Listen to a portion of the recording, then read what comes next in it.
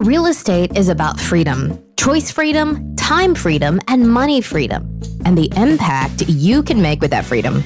But it doesn't come without cost. Your freedom takes work. That's why Neil Timmins brings together the tools you need to build your real estate legacy, from tips and tricks to interviews with industry titans. It's all here in one place. Real Grit. Let's get to it. What if I told you you can make 20 times the return of a single family fix and flip on your next big deal? Well, it's actually possible. It's possible inside the world of commercial real estate. Say, I'm inviting you to this free challenge. It starts August 15th. It's totally free. It's a 5-day challenge where I'm going to take you and deep dive into the world of commercial real estate, more specifically, capital multiplier properties, what that is, how we identify them. I'm going to show you how to identify them, how to evaluate them, and how to lock them up risk-free. I'm going to give you all the paperwork to do it. It's totally free. You can sign up to join us at www.20xprofitchallenge.com/real grit. That's www.20xprofitchallenge.com/real grit. And I'll see you in the challenge. Coming up today on Real Grit, David Pupo. He's an investor out of Florida, primarily a wholesaler. He took COVID a little differently. He identified that things are going to get bumpy moving forward and leaned into creative financing. So he goes over his triple offer strategy with real life example on today's show. It could certainly help you buy better on better terms. Coming right up, David Pupo. Hey, welcome to Real Grit. I got David Pupo here with me. He's from Florida. He's an investor in, both house side and then into multifamily. So I'm excited to have him here. David, how are you, buddy? I'm doing great, bud. How's everything been? Man, it's good. It's good to see you. You and I have known each other for a few years. It's been a few years since we've seen one another in person. So I'm excited to connect up here with you. Yeah, absolutely, Neil. I mean, COVID did everything like that, right? Everything became a little bit further, but somehow a little bit closer too. Now everybody's on Zoom like this. Yeah. You're exactly right about that. Well, tell me, we all started someplace. What was your first entry point into real estate? First entry point to real estate was really actually family. Growing up in Fort Lauderdale, my mom worked for a title company, owned a title company. My aunt was a real estate agent. We had cousins that were mortgage brokers until 2007. Then they weren't mortgage brokers anymore. And then I went away to college over here in Orlando, and I got away from real estate actually for a bit. I went to UCF, got my marketing and finance degree. At that time, I was also dating a girl who's now my wife, and we fell in love, and we stayed here in Orlando. Went to corporate world for a bit, and I realized I did not like it. It was kind of a cool job. It was recruiting for like a recruitment company that would find engineers nationwide. Okay.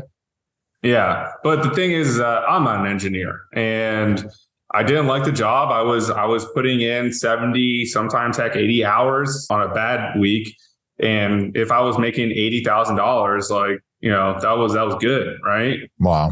But I was depressed. Yeah. I was depressed. I'd come home, burnt out, didn't like what I was doing.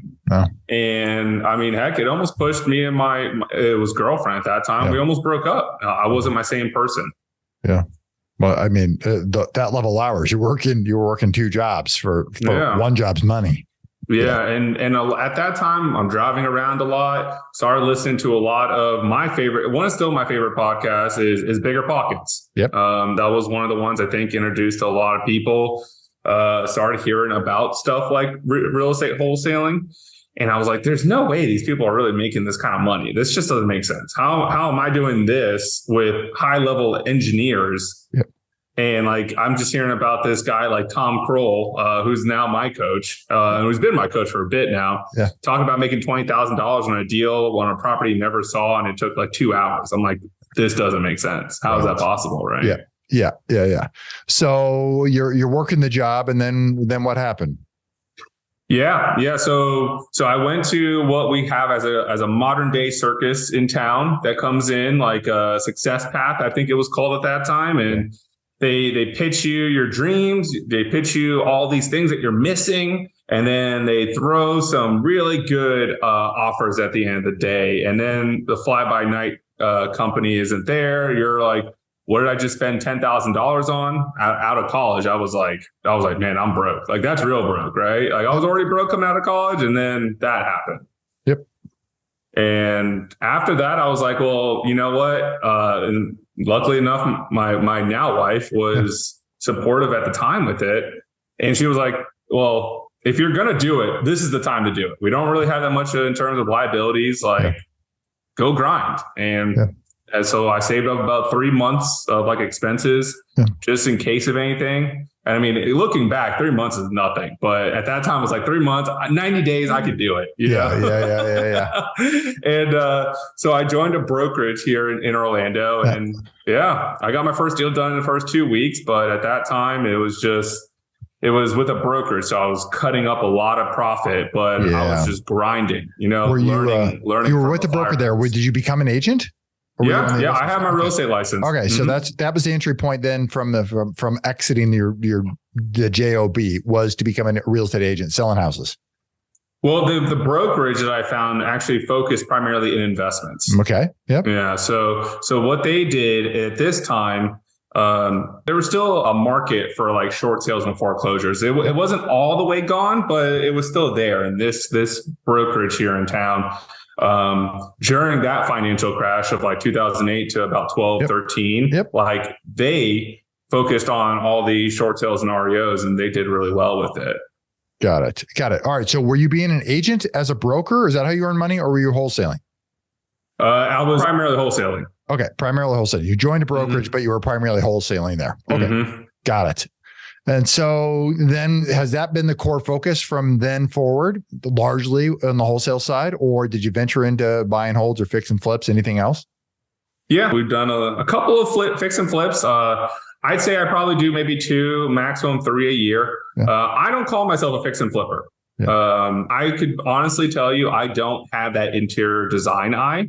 Like you're never going to find me wanting to go to Floor and Decor. Like I'm going to be honest, like don't throw some razzle dazzle at me. Like that's why I like rentals a lot more. I have about a dozen rentals right now. Okay. Most of them are either duplexes. I have one quad and a couple of single families. And I love rentals because it's rinse and repeat, man. Just rinse and repeat it. Yeah. No, I totally understand that. You got to get your fix and flips down to rinse and repeat. That's what we did on our side. I mean, there's only one paint color that even exists. There are no choices. Yes. Yeah. So bring me back. It sounds like overwhelmingly your business from early on, even to today, is wholesale driven. Yeah. Okay. That's still a primary purpose. And I mean, it's if you get wholesaling done right, it can be a really great ATM machine, right? Yes. Yeah, you're totally right. Now, do you operate out of one market, just one market? We primarily do the entire state of Florida, and we have gone into like North Carolina, South Carolina, Georgia, Alabama, and Tennessee. So we've done a lot of the Southeast. Right now, we are actively marketing in Florida and Tennessee. Okay. Thinking back over the last handful of years, what's been the most challenging piece of wholesaling? I would say the most challenging part of wholesaling is learning yourself. And I am somebody who has like ADHD. I'm your typical visionary. And I think when it comes to wholesaling, the actual model isn't really that complicated, right? You want to learn how to generate leads and you want to learn how to convert leads. Right? Like if I had to really make it that simple, generate leads, find motivated seller, convert on those leads, right? Just make it as simple as possible. But of course, we're humans, and people that are about as ADHD oriented as I am get sidetracked. Yeah. So you chase shiny objects then and try to figure out what to do next. And how has that manifested itself? Largely in the marketing piece, or is it other sections of the business? Other sections of the business, getting into, say, fix and flips, getting into the rental markets, being able to learn better techniques. Of course, that's always something that has to be done, and especially in this current market, right? Yeah, no, there's no doubt about that. The market has shifted, and it's ever changing. You probably feel that. I'm going to think the coast probably felt it, or maybe Phoenix felt it a lot earlier than what we do in the Midwest. Yeah. What's the market? We're recording this in November of 22, early November. What does the market feel like? What's it look like? What's the sentiment now in the market? Yeah. I mean, I think I think it was a little bit more pessimistic, like about 2 months ago. That's when the Federal Reserve didn't quite show their hand yet. They were just coming out and showing incremental basis point hikes. Now they pretty much have just told us as of right now, hey, we're keeping this momentum going. We are pushing until we see a reason not to. So I think now we're kind of coming back to that reality, but unfortunately, we all as a society have anchored our minds that 2 to 3% interest is like obviously like really good. And now we're in now bordering 7-8%. And now we think that the world's on fire. Correct. Yeah, it's certainly it's changed quick. Do you remember not that long ago, never even heard the word transient in my life, but I heard the word transient more times than I can count coming out of the Fed. That inflation was transient, right?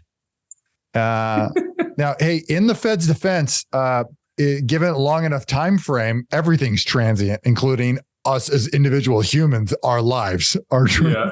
Yeah. I live in a transient city of Orlando, right? Yes, correct. Yeah. It is hard to gauge exactly where that thing's headed because, it wasn't long ago they were going, man, it's no big deal. Now, it's a real problem. And there's no slowing down anytime soon. Right. So you're seeing this play out. What have you taken any actions or what actions are you taking inside your business to plan to account for an ever-changing market? Yeah. So as we were talking a little bit earlier about, Neil, it's making sure that your operations fit too right now. That's something that I had to go through a lot of adversity earlier this year, and I was meeting with my CPAs, and I was just getting everything organized because we also saw this starting to come up. Mm-hmm. And so what we started doing is making our business and operations a lot more efficient, cutting down unnecessary waste, right? Yeah. So I would throw out a quick suggestion to your audience right now. For anybody who hasn't done that financial deep dive, go print up 1 month worth of expenses, get a red highlighter, a yellow highlighter, and a green highlighter, and you just start going through every single line item. If it's red, you got to cut it.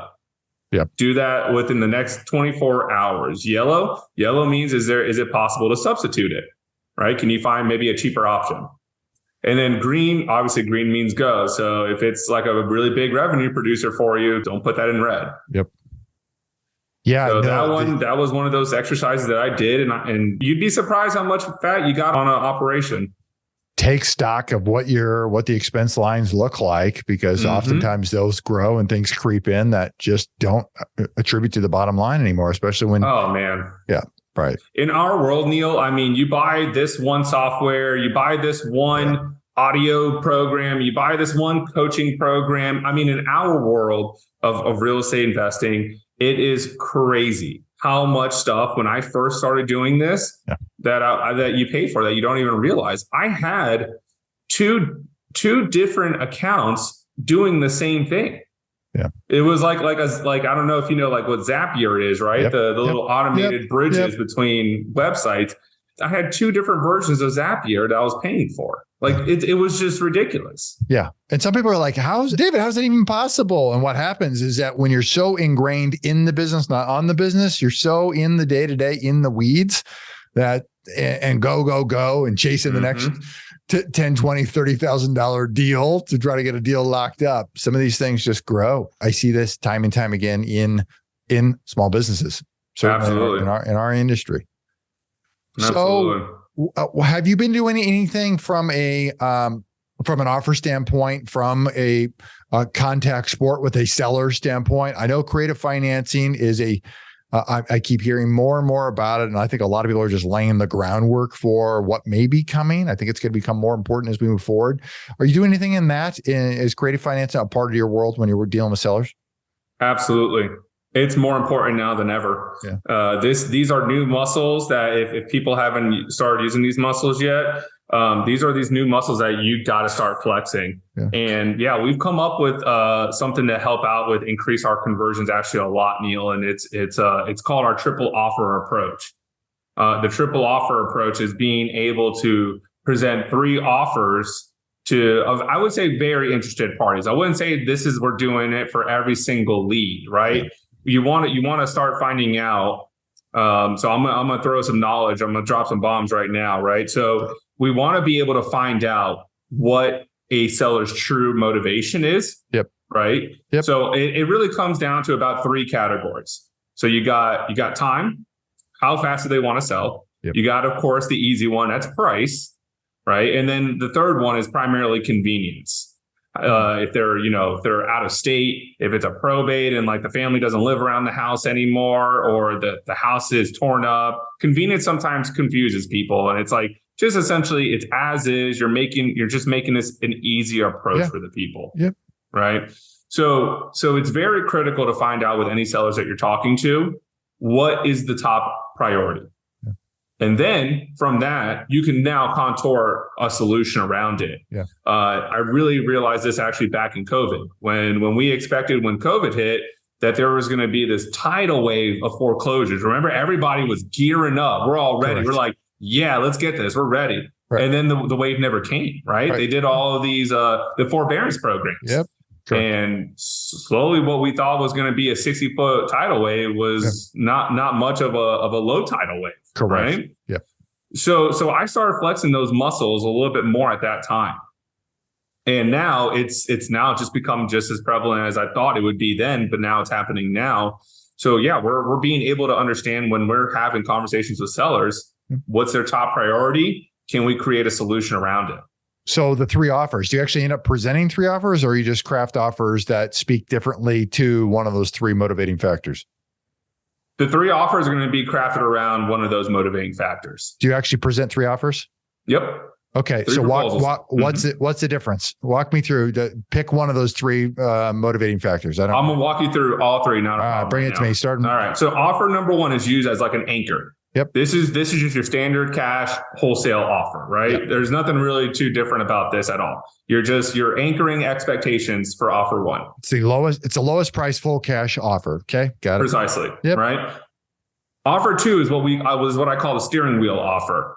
This offer is geared toward either pushing people to one offer, like offer 1, or probably what I'll show you in offer 3. Okay. Got it. Right. So this one is going to be one that has interest. And I'll give you the backstory about it, but I'm going to just lay down the 3 offers first. Right. Yep. So the steering wheel offer, there's interest involved, a slight down payment, but it's going to be them taking terms. So, but this one is going to be crafted as a purchase price a little bit closer to the cash price than it will be for the 3rd offer that I'm going to go through, right? Yep. So on the 3rd offer, we're going to go through and we're going to either hit what they're asking for or even possibly above it. And what we're going to do is we're going to create a 0% seller financing 3rd offer. So like, let's say like one that I just did for a multifamily, our cash one was all the way down at 200. Yep. Our interest steering wheel offer was at 240. And then we did our seller financing one at 300. Right. And so what that does is that anchor helped them out with like, well, 200 sounds really low. And then 240 is like, oh, I mean, it's higher, but it's not quite what I want. Yep. He was asking 280 and I threw out 300. And, I showed each proposal and more times than not, the 3rd offer seems a lot more enticing if they only want to talk about price.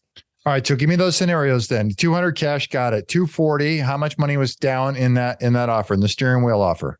Sure. 10%. 10% down, and interest is what? I created that one at 5%. 5% interest. And what's actually 5.5, because then I remember the monthly mortgage payment being $1,450. Got it. And then what are the payments structure then? What's the AM and is there a balloon? The balloon was based off of 10 years, right? And so, there was a 10-year balloon, so 120 payments, and the interest was 5.5%. The monthly mortgage payment was going to be $1,450 toward him. Yeah, well, that was some sort of, you got a 25-year AM, somewhere in that range. It was 30. It was all based off of a 30-year. All right. So you got a 30-year AM. All right. All right. Now give me the $300,000 one, the one that you really wish that they'd take. Yeah. So, and then they did take, by the way. Good. So that one was 300. Yep. And so this one, there is no or amortization schedule. We created a monthly payment. So I liked, and this is also why I like the third option a lot, because I made it slightly lower on a monthly payment, but I made the down payment 20%. All right. So down pay 20%. The monthly payment to them was $1,250. And no interest. Zero interest. How many payments it ended up being? Whatever it is. That's 60 payments. We got a balloon then. So that's 5 years. Yeah. Okay. So 5 years. So how that one structured out is we ended up finalizing at actually 25% down payment. So that ends up being 75,000 down. Mm-hmm. And then over the course of 5 years at $1,250 ends up being another 75,000. So exactly right. So, and I brought in a partner on this one, and the only thing I paid for was the inspection. You paid for the inspection. You brought a partner in on it who stroked the check.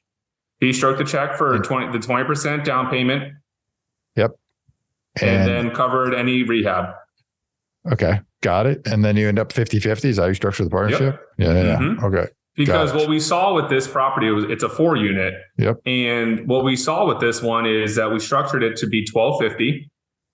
And the monthly amount, these were all 1-1s, but they were very big 1-1s. Mm-hmm. We found out that a typical 1-1 around here, maybe $800, $900 a month, that this one could actually stretch it out to $1,100 because of how big it was. And so we knew that we could get this to get to 4 total units being at 4,400. 4,400, you could operate this at 40%, 45% expense ratio, somewhere in that kind of range. Yeah. And then cash flow the rest. Got it.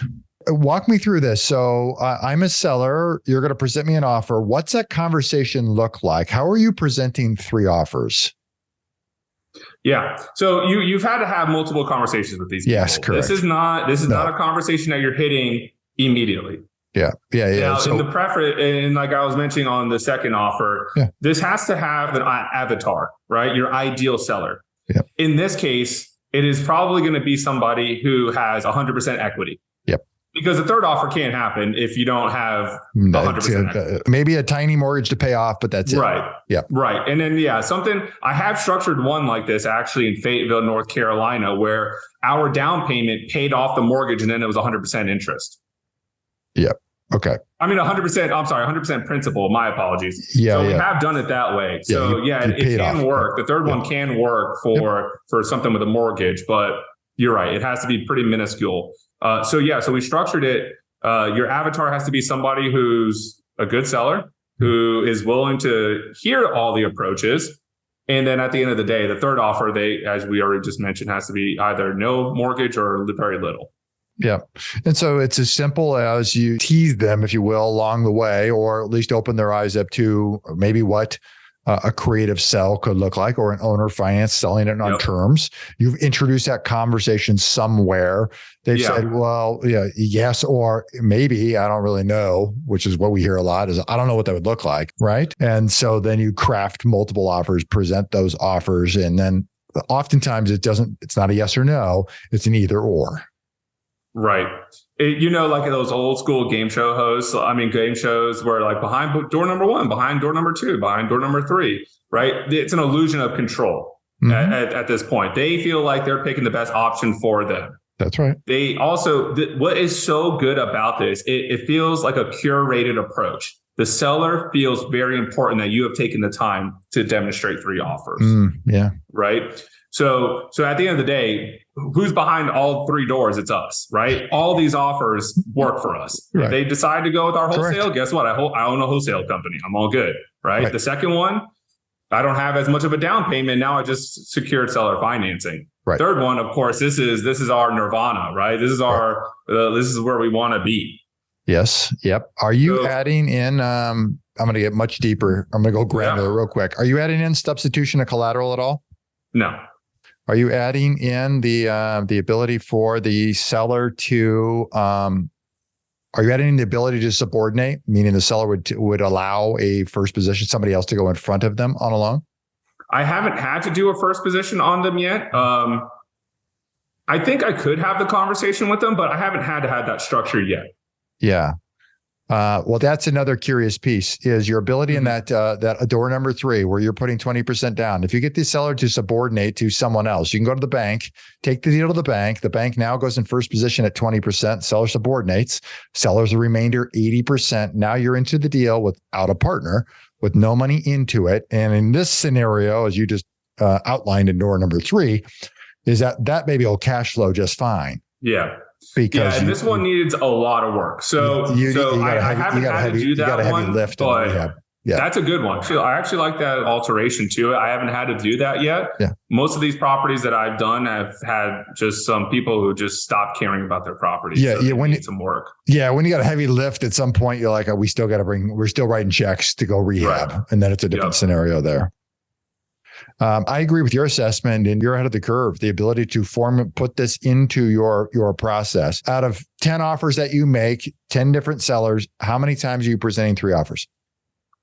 No, I wouldn't say a whole bunch, because you have to have an avatar for it. You gotta. Yeah, most people. Correct. And so this only works out because I am also somebody that does separate mailing lists for a lot of multifamily. I really like these a lot for multifamily, because then you have that now availability, bring in partnerships, and cash flow is still there. It's going to be very difficult on a single family. Not that it's not impossible. That's certainly not what I'm saying. Very quickly, you could be in a situation where, it could be a short-term rental, and then boom, you're getting the amount of income that you would from a multifamily. Yeah, that's largely because you'd rather have a cash flowing asset that's a multifamily versus a single family anyway. Anyway, I always want more doors. Yeah, more doors, one roof. Yeah, you're exactly right. Mm-hmm. What's your team structure look like? The team right now is we have a data manager. We have 2 lead managers. We have 2 closers that are commissioned. And we have 1 dispo person that creates write-ups and is doing some of our JV stuff. And then we have a dispo closer who is also commission-based. Got it. So the leads come into the lead manager, they flush them out, they get them to the commission salespeople who then lock it up, and then it passes to the dispo side. Mm-hmm. And you got kind of the one dispo person doing the marketing pieces, establishing things, the other one doing the closing, the selling. Bingo. Yeah. Okay, cool. Are you using innovations at all? Yeah, we've done a few, especially I think they'll definitely make their way into a lot more popular methods right now. Sure. As we both know, we have some good friends that have been in some masterminds with us that have some really good innovation courses. So we've been fortunate enough to be able to, we started hearing about these a few years ago. Yeah. And now they're here, right? Yeah. Yeah. No, there's no doubt about that. What's one little known habit you possess that attributes to your success? I would just say pure curiosity. Yeah. I know it's a weird thing to say. It's not quite a habit, but I just find myself to be a very curious person. And I think that's what leads to shiny object syndrome. It's how I learn a lot. I want to always learn a lot. It's been something that's been the shiny object syndrome, but then at certain times it's been like I said, when I saw COVID happen, my curiosity hit with creative financing. Yeah. Like I was like, all right, I'm going to learn this from some of the best people around that I know. Yeah. And I'm going to just take this in. Yeah. Right. So it's been always having that knack of just curiosity to be able to just want to learn more. Yeah. Yeah. And there's never an end in this business, is there? You could do nothing but learn every day forever. There's just always something new to learn here, isn't there? Yeah.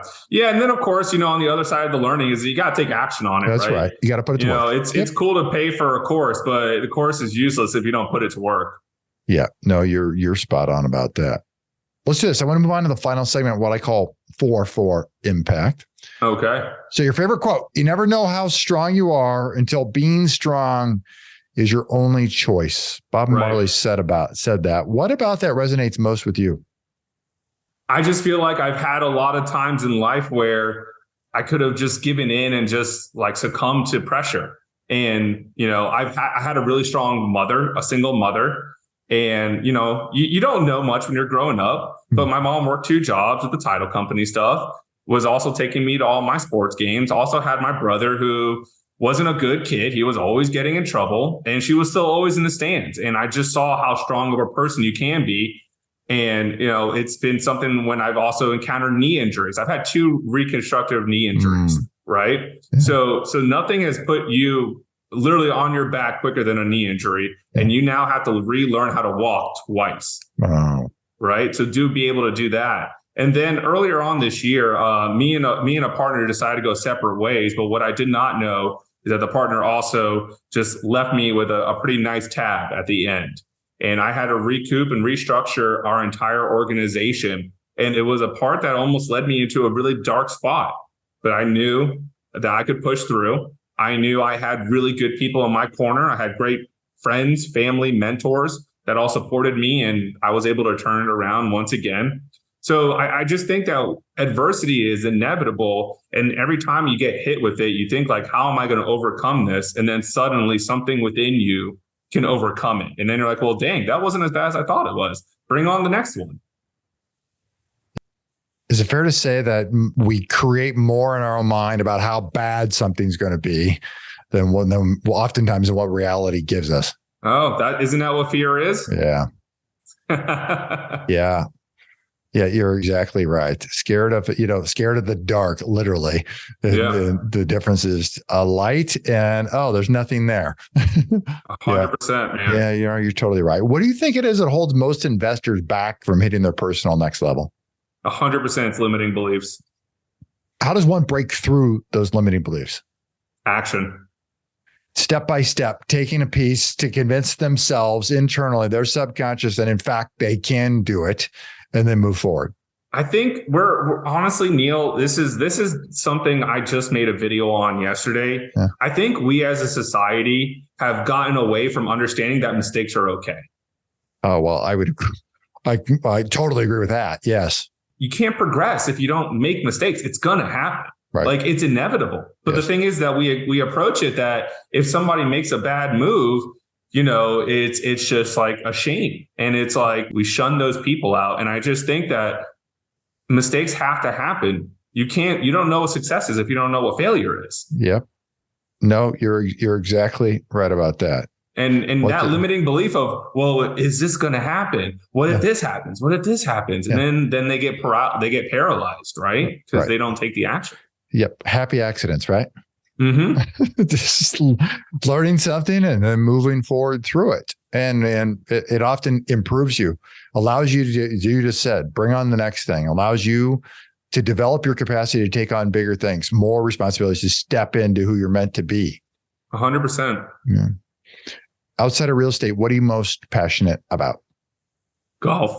I love golf. Golf, yeah. Well, you're in such a great state for it too. Yeah. Well, growing up, I played every sport known to mankind. I was playing baseball, soccer, football, basketball, everything. And then after 2 knee surgeries, you're like, yeah, you know what? I think I'm going to hang up the cleats on those. So I need to channel that inner athlete of me. And I've always had golf because of my grandfather. Yeah. But now I've really I really dug into it, and I really love it. It's that game that you can never be perfect at. And that's totally right. It's very frustrating, but I always recall like thinking about it like being to hit blackjack at the casino, man. You're like, you hit blackjack, you're like, that's why I'm here, baby. You get a little dopamine hit. And you're like, all right, I got a good drive, or I hit that nice putt. I'm coming back next week. I'm coming back. I get my lift. Yeah, exactly.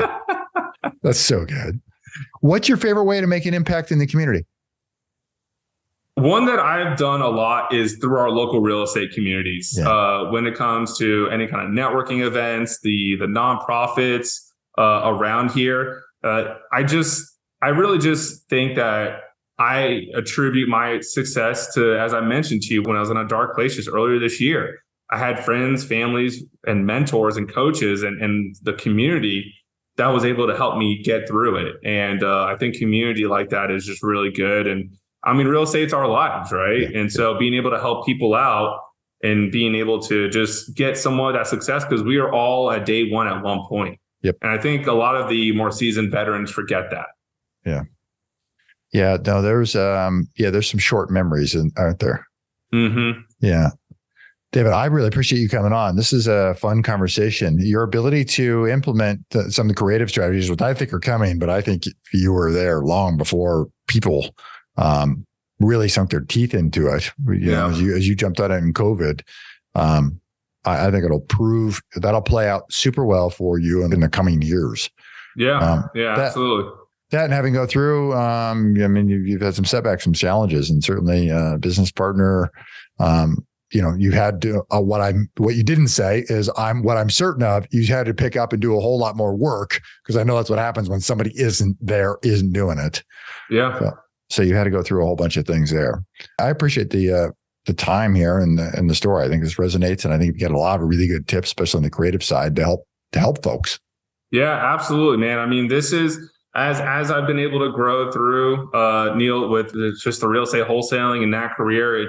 It's being able to give that opportunity to give back, being able to coach and mentor people to avoid some of these obstacles, right? We always want coaches to help us out, and then we still have to go through our own trials and tribulations and learn certain techniques. And hopefully there's coaches and mentors there that can help you out with being able to learn it, especially if it's a new skill set.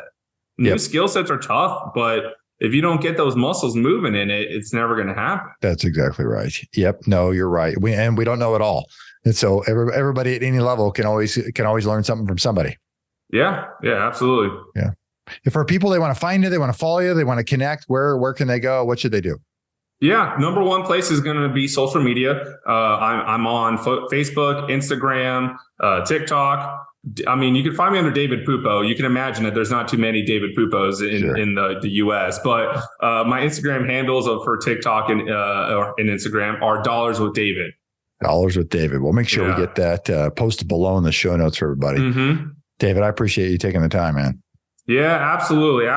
And we'll be, we're going to start uncovering this triple offer approach for a lot more people going forward. Yeah. We've already been able to buy the domain, and we're already creating the website to be able to start helping people out, because we do feel like this is going to be a necessary skill set that people are going to need as buyers, and especially flippers are going to be pulling away from a lot of different deals right now. I couldn't agree with you more.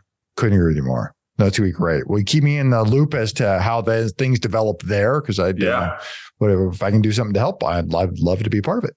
Neil, man, I've always appreciated our conversations. You're truly a very genuine, authentic person, and being able to see this type of success that you're having with the podcast, and I know with already your real estate career, it's really great, man. I'm really happy. I mean, heck, we were just talking about before, right? Didn't remember where you were celebrating your birthday because you were traveling all October. That's awesome. I know. No, it's really great. I appreciate it. This is why we do it, right? This is why we want to do this job, right? To be able to get away for almost a month and not know where the heck you are. The ability to make an impact in your family's life and the lives of others, that which, our families certainly sacrificed and dedicated a whole lot to allow us to have lives better than them. And that's my intent, to do it for other folks, anyone listening, and then certainly my own children. You better believe it. Yeah. Absolutely, man. Power to you, brother. I'm really proud of you. I appreciate you. Thanks so much. For everybody here, Real Grit, I'm Neil Timmins, reminding you that real estate requires real grit. See you next time. What if I told you can make 20 times the return of a single family fix and flip on your next big deal? Well, it's actually possible. It's possible inside the world of commercial real estate.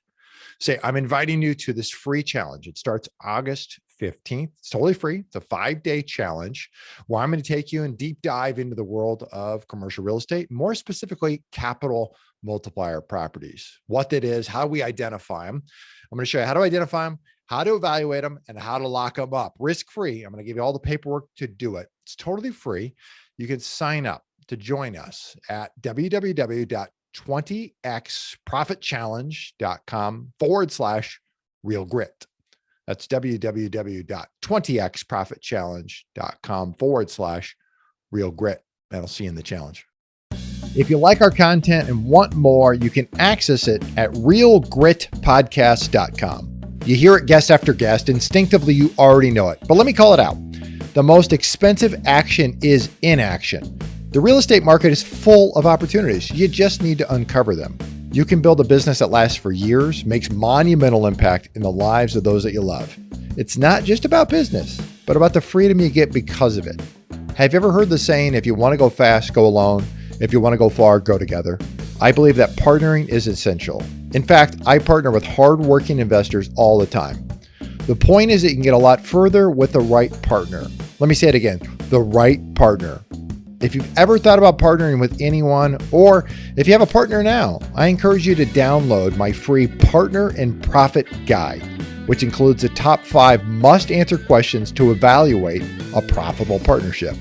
You can find it at www.legacyimpactpartners.com. I'll see you in the next episode.